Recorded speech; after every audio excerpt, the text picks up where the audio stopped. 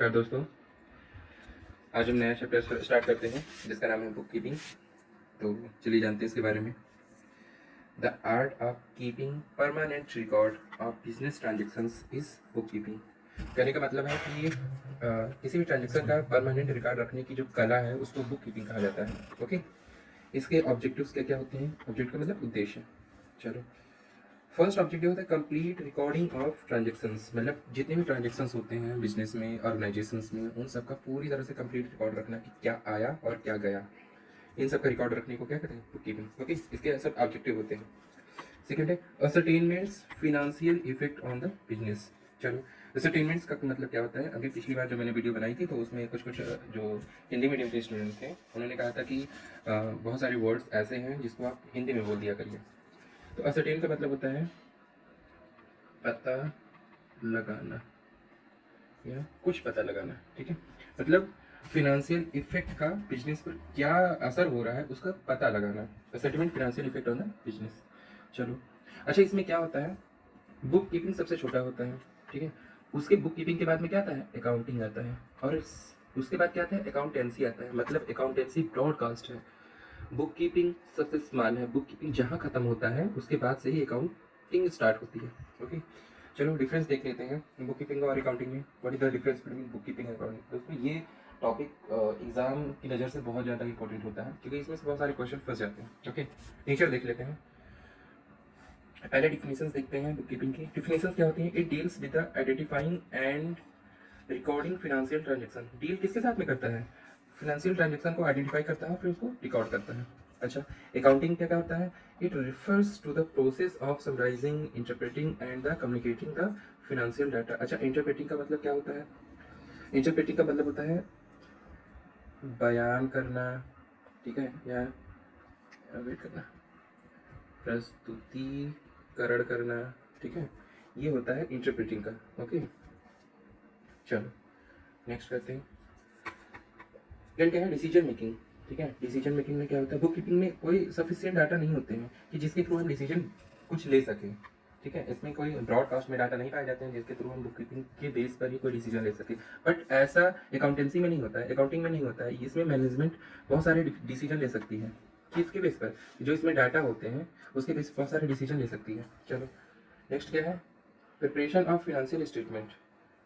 Preparation of financial statement कभी book keeping में नहीं होता है। क्यों नहीं होता? क्योंकि वो फर्स्ट स्टेज है और जैसे ही वो स्टेज खत्म हो गई देन उसके बाद में प्रिपरेशन होगा।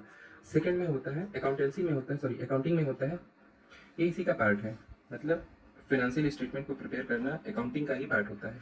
Next, analysis. एनालिसिस में क्या होता है? बुक कीपिंग में एनालिसिस की रिक्वायरमेंट नहीं होती है, जबकि अकाउंटिंग में analysis the data and the creates insights for the business. मतलब अकाउंटिंग में एनालिसिस की रिक्वायरमेंट होती है। चलो, इसमें पर्सन कौन कौन से इन्वॉल्व होते हैं? बुक कीपिंग में जो होता है उसको कहते हैं बुक कीपर। ठीक है, और वही अकाउंटिंग में जो होता है उसको कहते हैं अकाउंटेंट। Determining financial position. अब फिनेंशियल पोजीशन को डिटरमाइन करना है तो बुक कीपिंग में क्या होता है? ये कोई भी फिनेंशियल पोजीशन को डिटरमाइन नहीं कर सकता है या शो नहीं करा सकता है। बट सेम अगर वहीं की बात की जाए, वेट करना मिस, अगर वही बात की जाए अकाउंटिंग की, तो ये क्या करता है? हेल्प कर देता है और क्लियर पिक्चर दे देता है फिनेंशियल पोजीशंस का। ओके,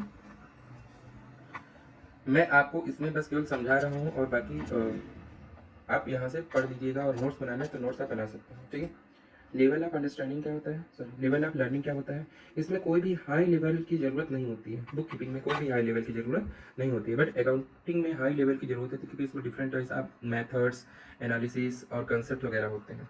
ठीक, चलो नेक्स्ट आ जाते हैं सब फील्ड्स ऑफ अकाउंटिंग। अकाउंटिंग के कितने कितने फील्ड्स होते हैं? टाइप्स ऑफ अकाउंटिंग, इसको सब फील्ड कह सकते हो या टाइप्स बोल सकते हो।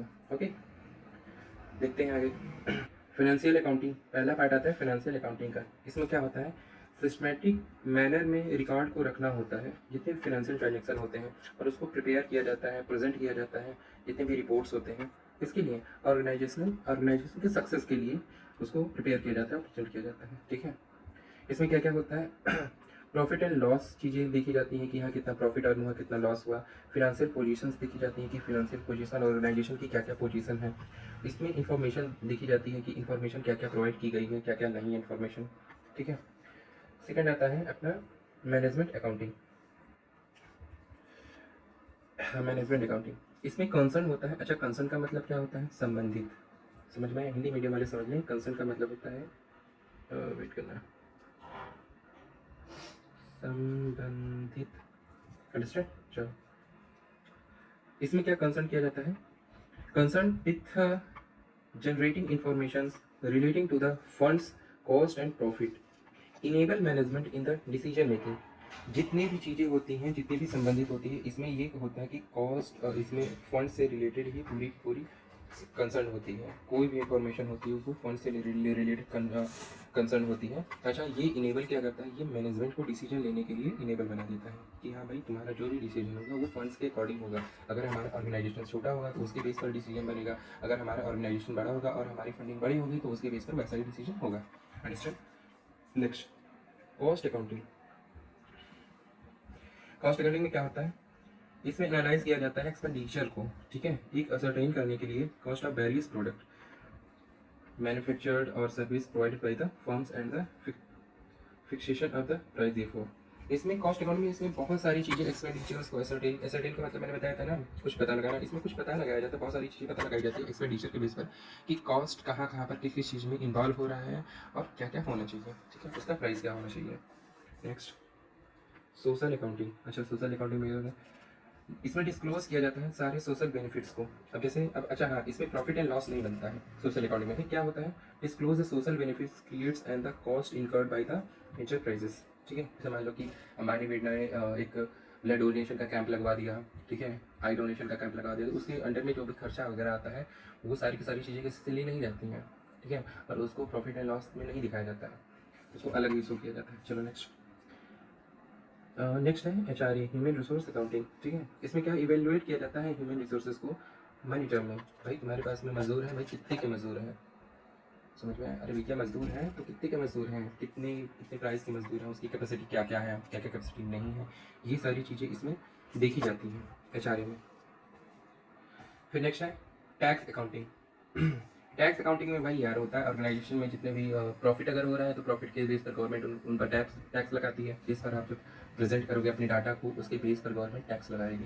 ओके, लास्ट है नेचुरल रिसोर्स अकाउंट।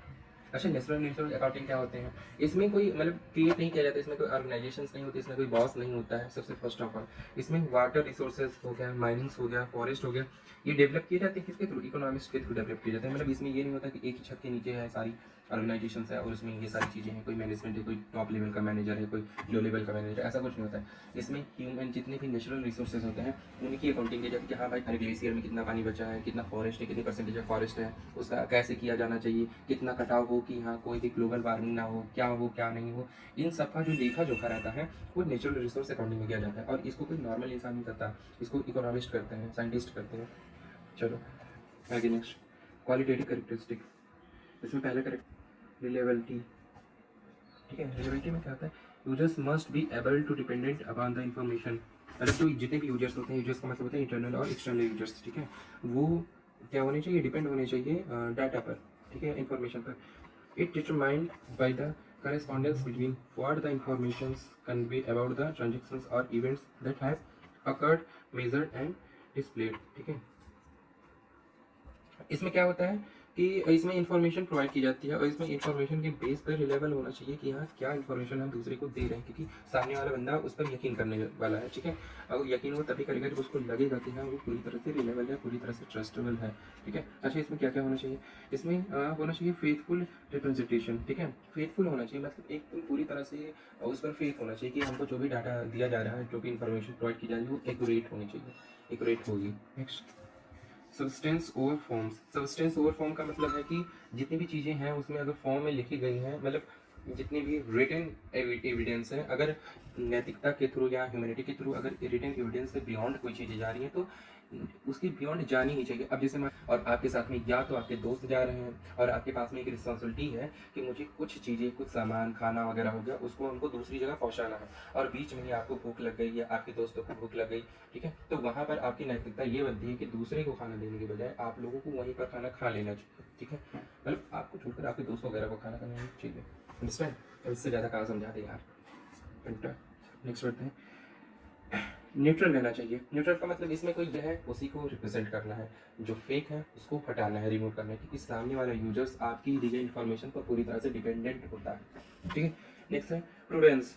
प्रूडेंस में क्या होता है? इंकल्सन ऑफ डिग्री ऑफ कॉशन, मतलब सावधानी की डिग्री का समावेश होता है इसमें। जितनी भी होती है सावधानी से बनाई, कोई भी इंफॉर्मेशन बहुत ही सावधानी से क्रिएट की जाती है कि हाँ नेक्स्ट यूजर्स को कोई भी परेशानी ना हो, कोई भी दिक्कत ना हो।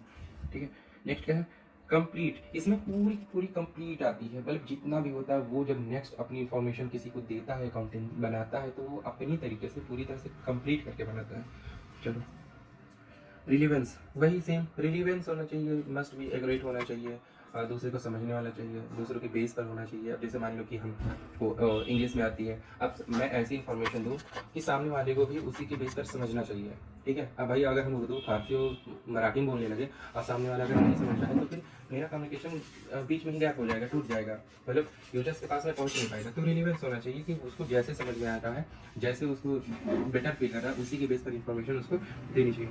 अंडरस्टैंडिंग होनी चाहिए इसमें। अंडरस्टैंडिंग मतलब एक जिम्मेदारी का भावना होती है। अंडरस्टैंडिंग होनी चाहिए कि हाँ मैं जो इन्फॉर्मेशन आपको प्रोवाइड कर रहा हूँ वो मैं भी समझूँ और आप भी समझो कि ये एक्यूरेट। नेक्स्ट होता है कंपेयर। इसमें होना चाहिए कि हाँ मैंने जो इन्फॉर्मेशन दी है वो पुरानी इन्फॉर्मेशन से कितनी सटीक है, कितनी अच्छी है, कितनी बेटर है, उसमें कंपेयर होना चाहिए कि हाँ क्या है क्या नहीं होना। ठीक है।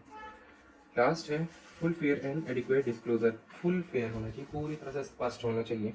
ठीक है। और कोई भी इसमें त्रुटियां नहीं होनी चाहिए, कोई भी एरर्स नहीं होनी चाहिए, जितनी भी फैक्ट्स हैं वो क्लियर होने चाहिए। डिस्क्लोजर का मतलब होता है वेट करना, पूरी तरह से खुला होना चाहिए।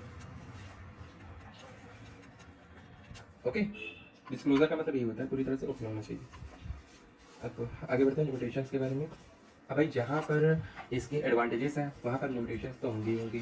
चलो देखते हैं लिमिटेशंस क्या क्या है। फर्स्ट लिमिटेशंस तो हमारी यही जाती है कि ये केवल मनी फॉर्म में एक्सप्रेस हो सकता है। मतलब आपकी मम्मी अगर आपके लिए खाना वाना बहुत बनाती है, वो दिन भर थक थक के मरी है, तो भी उनका कोई वजूद नहीं होगा कि हाँ, ऐसे कहते हैं ना कि हम तो बाहर कमाते हैं और तुम क्या काम करती हो। आपके घर में जितने भी लोग हैं वो कपड़ा धोते हैं, बर्तन साफ करते हैं या पूरा दिन भर का काम करते हैं, लेकिन उनकी कोई वैल्यू नहीं है, उनके काम की कोई वैल्यू नहीं है। क्यों? क्योंकि उनको मनी टर्म में हम लोग मेजर ही नहीं कर पाते। जैसे वहीं पर अगर कोई सर्वेंट करेगा तो हाँ भाई 5,000 रुपया महीना है मेरा सर्वेंट, उसको पैसे देने हैं, वो पैसा जब वो काम कर रहा है तब पैसा दे रहा है। वहीं पर आपकी मम्मी, आपके भाभी, आपकी दीदी लोग करें तो फिर उसकी कोई वैल्यू नहीं, क्योंकि उसको मेजर हम नहीं कर पाते। अंडरस्टैंड? चलो इसमें देखते हैं। फिक्स एसेट्स जो होते हैं वो रिकॉर्ड किए जाते हैं अदर कॉस्ट के साथ में। क्यों? क्योंकि उसके साथ में बहुत सारी, मान लो आपकी जैसे बिल्डिंग बनी, अब बिल्डिंग में बहुत सारी चीजें एक्स्ट्रा में उसकी रंगाई बताई और उसमें फलाना बहुत सीमा का बहुत सारे सामान लग गए। ठीक है। और उसकी वजह से उसको जो रियल कॉस्ट होती है वो छिप जाती है। ठीक है। और हमको कभी भी पता नहीं चल पाती और कभी भी सामने नहीं आ पाती है।